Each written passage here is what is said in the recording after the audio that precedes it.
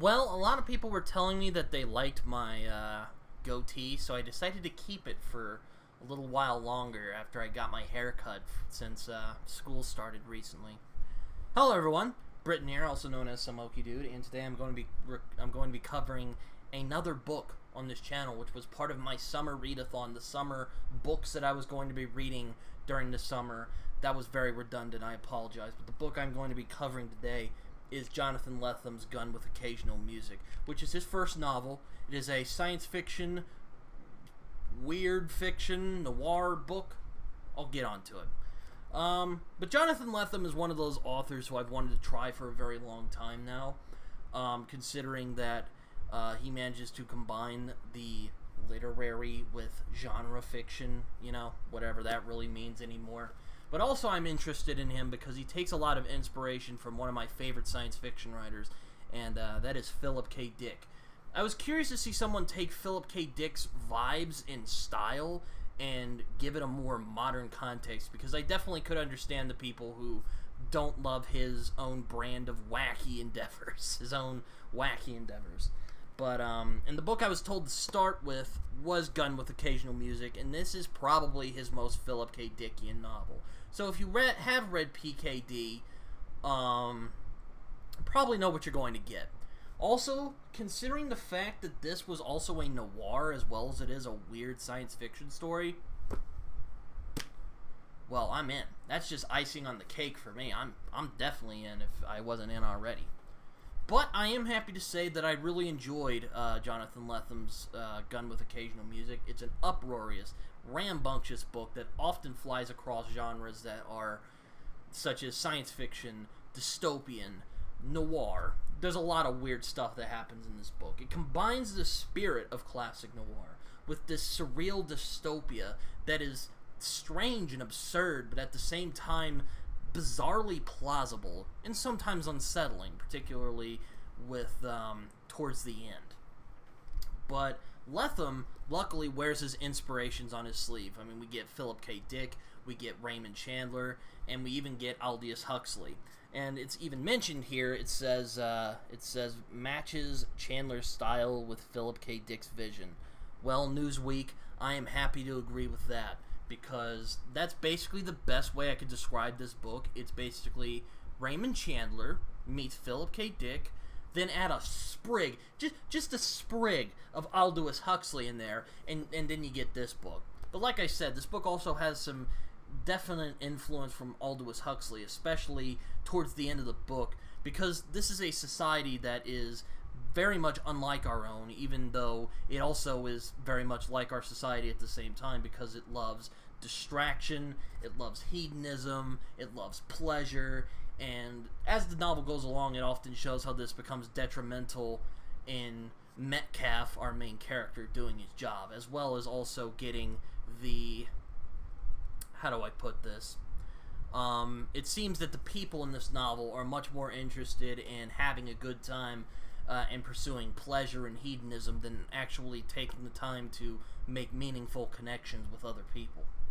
I also really like the world building in this. It's not super, dense or complex, but it definitely feels like a world that is lived in, and it definitely feels like these are people who are used to the world that this is in. And this world definitely feels like, well, not that it could exist, but it definitely could happen. Maybe not like it happens in this. I just said that. But it also lives up to being a love letter / tribute to Philip K. Dick's work without just being a shameless copy or imitation. It certainly shares a lot of themes and ideas and things that happen in PKD's books, such as heavy drug use, interest in esoteric properties, as well as Freudian psychology. There's even a religion based off of Freudian psychology in this book. There's also the combination of mundanity with surrealism, which is actually one of my favorite parts of Philip K. Dick's work, with how he could manage to create these average, everyday people, but put them into these situations that are bizarre, strange, and otherworldly even. But Lethem manages to make it into his own style. He has a very snappy, funny way of looking at the world, and there were often moments where I was laughing at this. But again, I don't want to get too ahead of myself.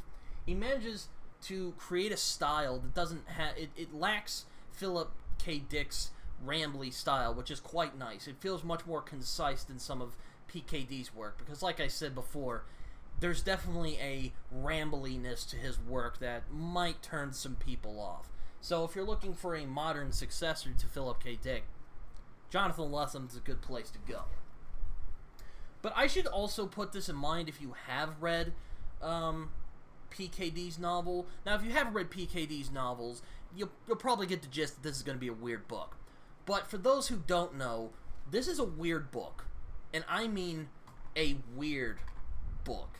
This is hardly surprising. I mean, this book has things such as intelligent animals, including a gangster kangaroo who is very trigger happy and really wants to kill our main character.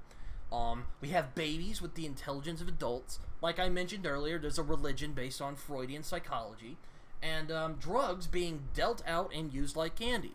Again, our main character, Metcalf, uses drugs frequently throughout this novel. It's almost like these people are too high to even notice what's going on. But I digress.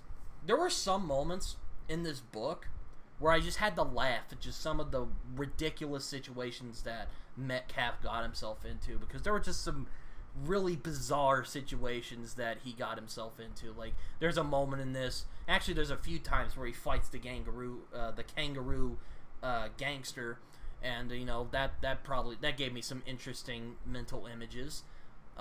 It also just, again, I just had to laugh at the absurdity of the situation. But at the same time, this world doesn't, like I said before, this world doesn't feel too insane or ridiculous for its own good. It's definitely a world that feels lived in, and definitely feels like a world that could happen. Or maybe not could happen, but definitely it feels like a world that people could live in and have a good time with. I mean, it takes place in California, so if you're from California, you'll probably be able to, you know, get a lot of the locations, but luckily Lethem manages to paint a very vivid picture with his prose, so that's always nice. Despite the fun that I had with this novel, there were some problems I had with this. There are some elements of this, despite how twisty it is, that were a little too loose. That the loose threads were a little too loose. It didn't really come together in a satisfying way, and there were just moments that didn't really come together in the way that I expected it to. But at the same time, it feels kind of intentional, because at the end of the story, there's almost this feeling that it kind of really didn't do much. He just kind of managed to stop this one thing from happening, but he can't stop the tide of the world from, you know, moving forward. Because another one of the weird things in this novel is you can't ask questions. It's considered rude to ask questions, which makes his job as a detective very tough. But there were also just the kind of noirisms that I didn't love, that I don't like, that are in them. Like he uses the word dame a couple times. But aside from that, that's about it, actually, in terms of problems I had with this book. I mean, this was a very enjoyable novel. I thought it was a very fun, hilarious, sometimes touching, sometimes kind of sad, but at the same time there's this wacky absurdity to it all that I can't help but feel attracted towards. It's definitely a book that I would suggest for people to read at some point. I think it's a novel that is underrated. I don't see it talked about very much. I mean, in terms of Lethem, a lot of people remember Motherless Brooklyn, which I'm actually hoping to read at some point soon, because I've heard that's a really good book. And after reading this, he definitely has the tone of noir very well. So I'm definitely going to check out Motherless Brooklyn. I think Lethem has a very good grasp on how noir works. So yeah, again, I'm definitely going to check out Motherless Brooklyn. I have it up there. I don't want to pull it out though. And I mean, hey, you should go check this out. There's a lot of great stuff in this. If you want a book that's kind of a palate cleanser, you could probably read this in a couple days. It's very easy to read. There's not a lot of, it's not too deep. You just have a good time with it. And Yeah, no, Jonathan Lethem, man. But yeah, no, I think that's really all I have to say. I hope you guys enjoyed this video. It definitely takes a lot of effort to do this. It took me about 5 times to actually record a thing that I was satisfied with. But yeah, check out Jonathan Lethem's Gun with Occasional Music. I think it's a good book. But anyways, if you guys like this video, check out my Twitter. Check out my Goodreads and Letterboxd, where I also do reviews, which are probably more coherent than the one you just heard right now. I also have a Discord. Check that out. Come join me. I would love to talk with you all. Also, comment, subscribe, like the video, do all that stuff. I'm trying to get to 200 subscribers right now. So, yeah. Gun with Occasional Music. Check it out. It's a great book. Bye-bye.